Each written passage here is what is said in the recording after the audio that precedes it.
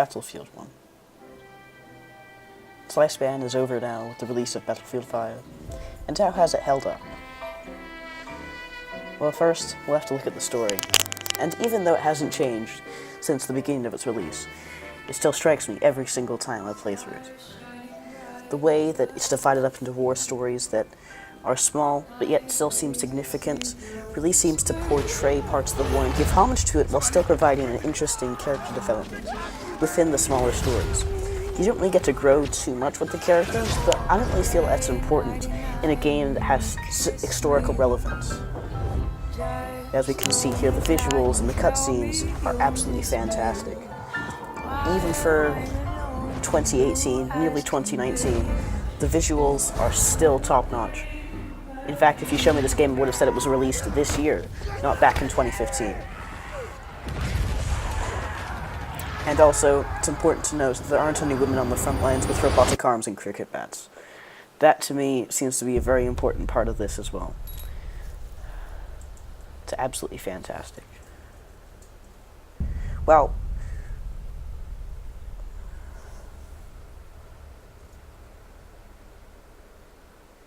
it strikes me every time. I'm sorry, I have to take a break. I don't know what it is about it, but it just seems to appeal to me in such a way that no other story from any other video game has ever appealed to me before. Even going back to ones that had proper storylines, you could grow with the characters. I never really did, but this appeals to me so much, because I grow with the war more than anything else. The bigger picture, it shows it and displays it in such a beautiful and perfect way. And even this entry cutscene, right here, all of this, you end up dying over and over again in this first little mission, I guess you could call it. It really isn't clarified as to what it is inside of the game. But the way that it does that just shows about the littler things in the war. Frontline soldiers dying almost daily. Not much lifespan. I mean, you didn't live very long. It shows this.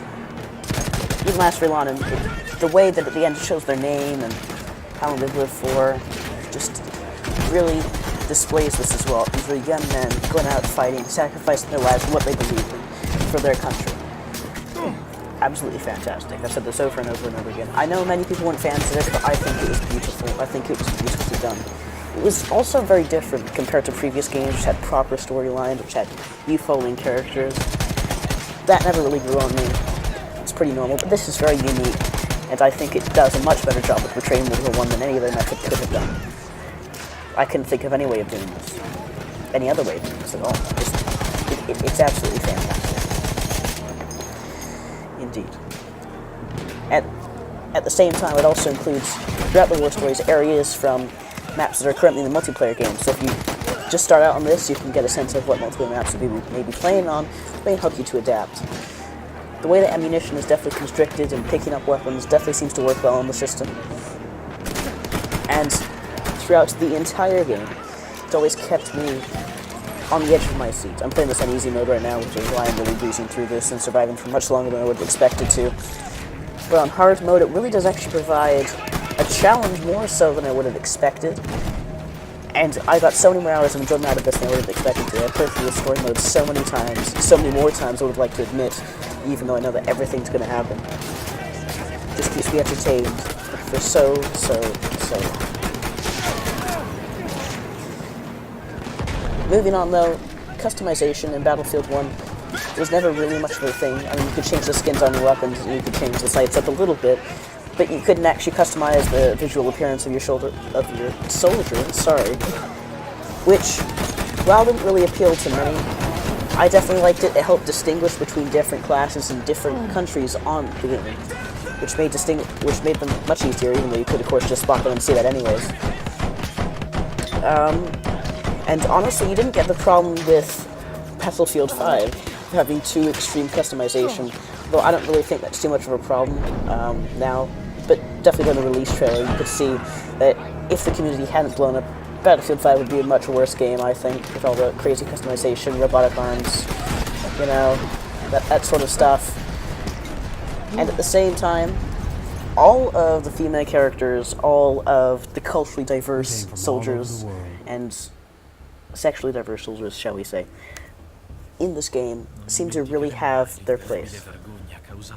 Unlike in Battlefield 5, where it seems to be a little bit strange how you can suddenly choose females, but here in this game, when females are appropriate, it's from the Russian divisions that actually did exist in real life. Moving on now to multiplayer. Standout game mode is Operations, as you can see here. It has a very nice intro, gives you some historical background, also gives you an overview of the map of what sort of things are going on. I don't really look at this all that often, but it definitely is very interesting for when you play it for the first time, so learn a little bit about the war while you're playing the game. For some reason, the cutscenes are always really, really laggy for me. I don't know why. In terms of optimization, is pretty good for Battlefield 1, not the greatest thing in the world, but I'd say it's pretty decent, especially when you consider the graphical quality. As you can see here, the game looks absolutely beautiful, except these little micro stutters that you get here and there. But returning back to Operations, it's about capturing the objective. 64 players, all very, very close to each other, all going after the same objectives. At least a sense of chaos, I think, really does actually describe World War I. Especially a way of like movement and achievement that I don't really see in Conquest. Like, I don't see a sense of, oh, we're moving up on this line, attacking this special sector or whatever. Conquest just seems to be quite a big mess to me, rather than being a proper objective movement, front lines, that sort of thing. I died immediately. Jeez, good lord. The Operations has. And at the same time, it also has a sense of movement throughout the game mode. Because while at the beginning, the first couple of objectives will tend to be easier, the last ones will also be much, much harder. And the way that the battalion system works, with having 3 battalions and moving on to another map, also means that you don't spend a whole lot of time on each map. And I just died again on the guy that's lying down on the floor. What? And that behemoths can come in for the defending or the attacking team, depending on how well things are going. And as time goes on throughout the operation, things will get harder to defend sectors. Generally, I think that's the idea that DICE wanted to go for. I don't really know how well that worked out in practicality, but the feeling seems to be there. And it's the thought that counts, you know? It's what they always say. It's the thought that counts, the thought that counts. It's always the thought that counts.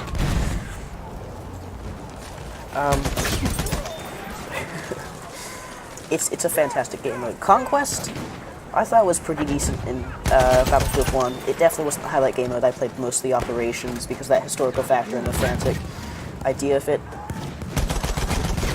In terms of how it has actually changed, the metas haven't actually changed that much since its launch, as well as the fact that many more weapons have been added through the Premium Pass, which was available recently for free. What am I doing? Oh, God. Pardon the slightly bad gameplay. I was going through some family troubles at the minute, so I wasn't entirely most concentrated on getting the best gameplay. I was just having a bit of fun at the time and thought I might record some of it. There are a lot more weapons added. I think they added a lot more diversity, and there's a lot more than I was actually expecting to be, especially when you compare to how many there were at launch. And in terms of vehicles, well, there aren't actually that many. Because they're equal across both factions have the same vehicles, they're equal across them. All factions, all sides of the battle. That means that you don't get what I really don't like in Battlefield 5, which is where, because the 2 different sides have different vehicles, it's kind of hard for them to be balanced, and sometimes it doesn't really work the best, I think. It's not the greatest system in the world, but this works extremely well, I think. Frontlines, I was never really a huge fan of frontlines. I didn't really like all of them being on the same objective trying to capture at the same time. I often found that it could be very one-sided in the battle, and I mean extremely one-sided. You did get those occasional games in Frontlines where they were extremely balanced. There's a bunch of back and forth, but those would last for hours until they put the limit on them, time limit. They could last for hours, most of them lasted like 2 hours. Then you got bored of that map by that time, and most people quit out. I kept going to see what would happen, but yeah, it was an extremely long time that game lasted. Just one game that lasted that long. It doesn't happen all that often, that's what I'm saying. Frontlines always seem to be so biased towards one side or another. Not for any particular reason, but just because of the setup of the game mode. Generally, I think supports that sort of bias. I don't really know how to explain it, but it just feels like that. From my experience, most games are generally pretty one-sided in Frontlines. Operations, however, I think has been balanced really, really well. I've generally had an equal amount of wins and losses playing Operations. which I feel is very good. Team play in Battlefield 1 isn't really the best thing. There is quite a lot of lone wolf stuff going around, but at the same time, I don't think that's too particularly much of a problem. Regarding how the game is actually set up, the game doesn't require teamwork to occur for one team to be successful. So I don't think that sort of ideology really has been affected. Teamwork is definitely necessary in Battlefield 5, and I think it's been set up in a way that teamwork works really well, and it happens often, but not so much in Battlefield 1. I don't think teamwork's necessary. It doesn't even happen anyways, especially not with randoms. UI customization is one thing that I really have always loved about the Battlefield games, and especially about Battlefield 1. You can customize a lot of things about the UI, all the sizes of things, the map, everything.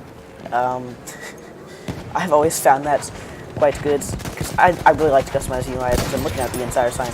Ooh, that was a good no-scope. Didn't even see the guy right there. Over there! As you can see from the graphics I've already mentioned, they're absolutely fantastic. AAA title. They haven't changed much at all, in fact.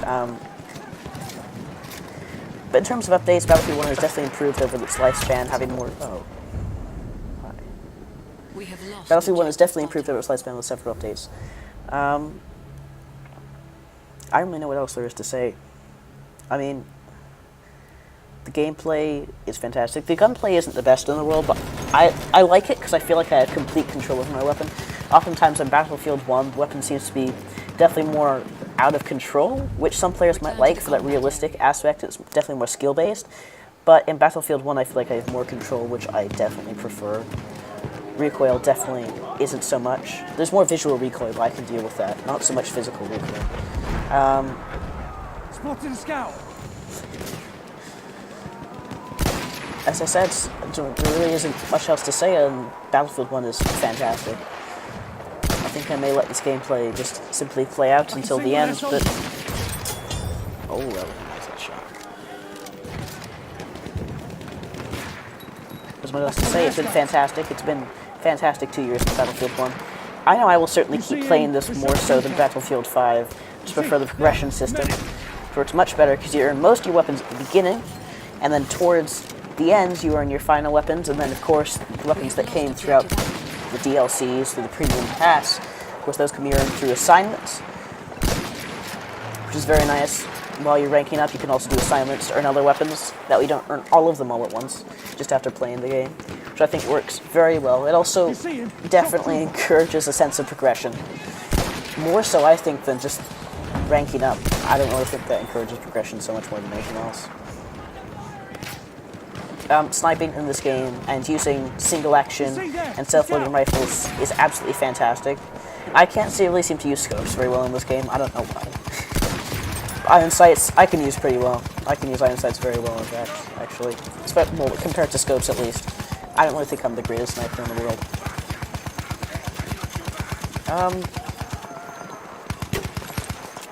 Gadgets-wise, there aren't really that many. The Scout has the most, but quite a lot of them are pretty useless.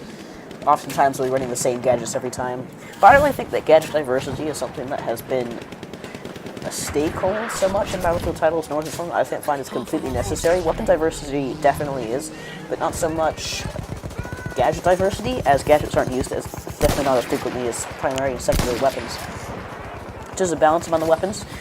I actually think they're pretty equally balanced. SMGs definitely probably seem quite dominant at medium range, probably more so than I'd like.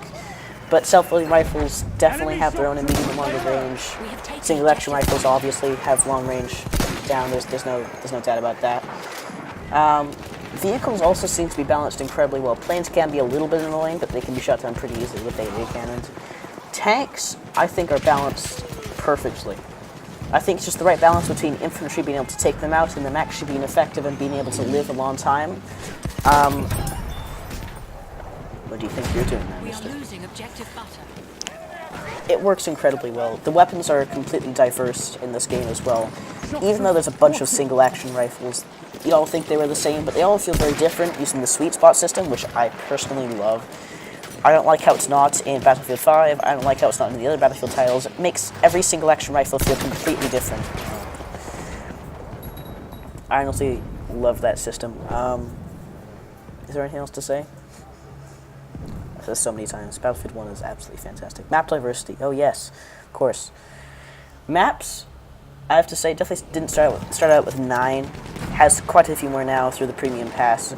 And I have to say, they're all quite interesting. There are some that I definitely like less than others. I wouldn't really say that there are any that I distaste or I just simply won't play. I'll play all of them. There are definitely a few gems in there. I personally really like Argonne Forest and Amiens. Amiens I know is a fan favorite. But my favorite part about it is how diverse the maps feel in a way that you can have close, intense action like in Argonne Forest. You can have more open, like in Sinai Desert, for example. More open maps, definitely. Even though most of Sinai Desert is just desert, there's a whole lot of combat in there. Oh, that was a nice headshot.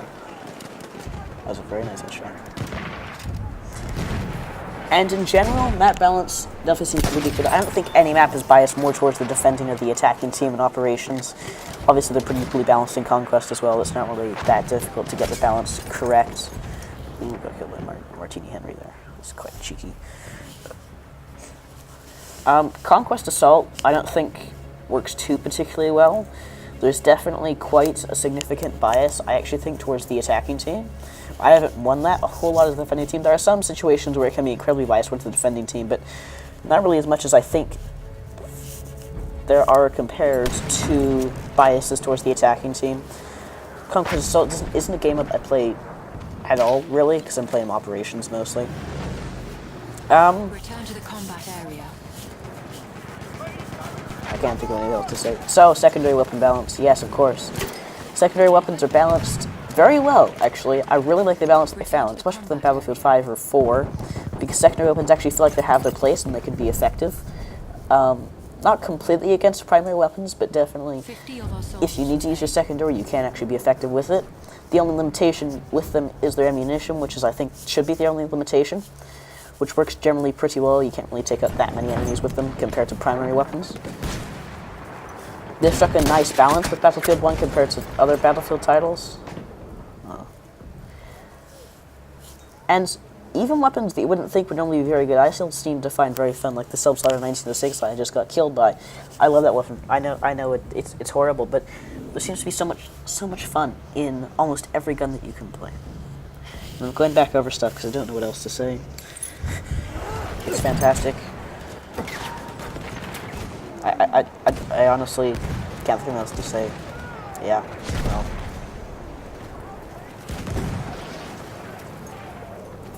Nevertheless, it's a good game. I think I shall let the rest of the gameplay play out in the background.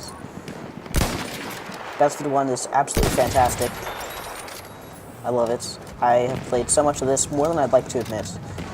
And I will certainly play more of this than Battlefield 5, and I've played more of this than Battlefield 4. So thank you for watching. Please subscribe, even though I know you won't. And if you're wondering why I haven't uploaded a video in the past years, it's because I used to be an absolute squeaker, and I probably still am an absolute squeaker. But hopefully it shouldn't be so unbearable, because back in the day of 2 years ago, when I was an absolute squeaker, my average viewing time was about 5 seconds. Hopefully I can get that number a little bit higher. I mean, then again, it would have been higher if you actually make it this far when I'm telling you about it. I don't think anyone else has actually made it this far. So yeah, I don't even know why I'm saying this anymore. Cries inside.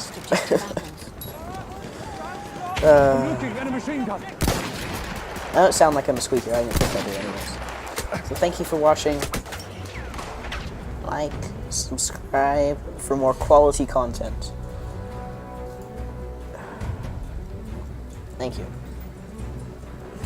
Battlefield 1 was absolutely fantastic. And goodbye.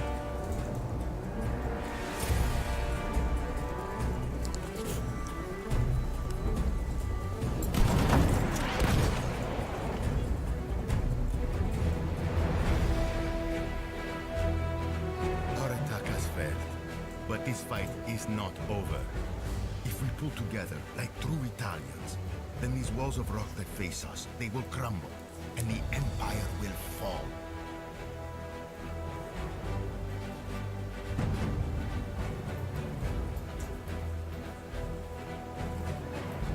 We are being reinforced with an airship.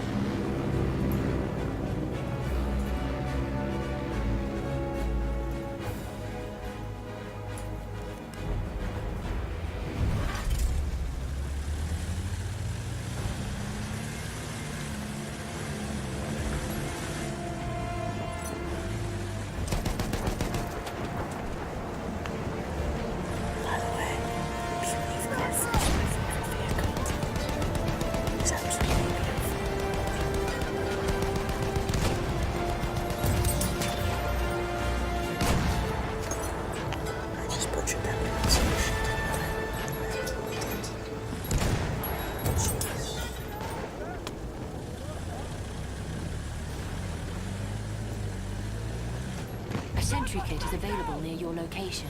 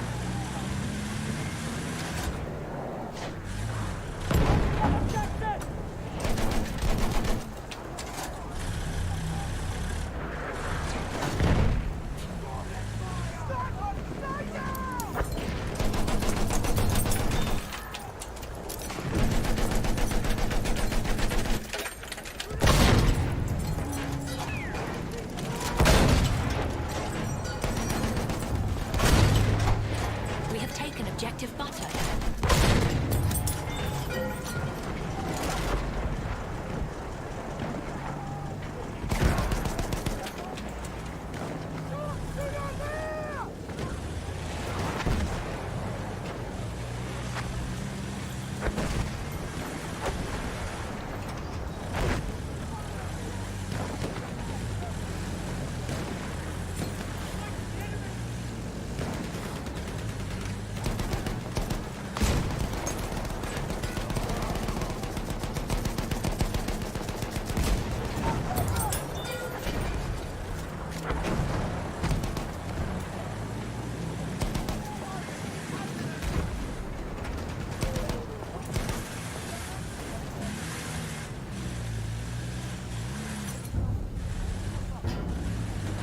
Taken the sector.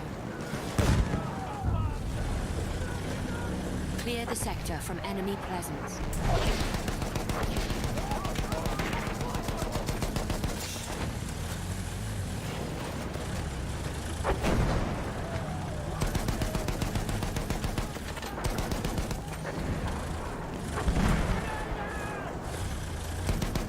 We have secured the sector.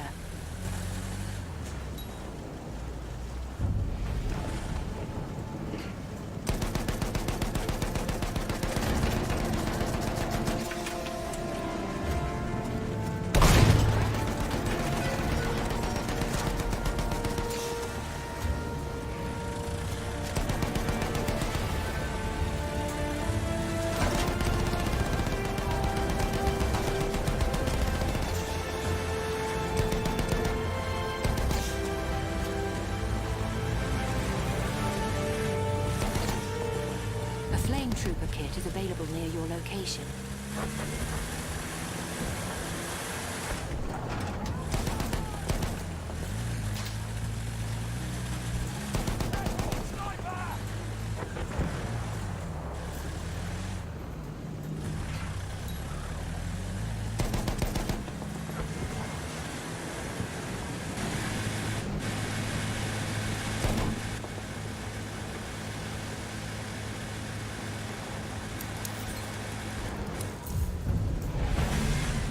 We have taken objective apples.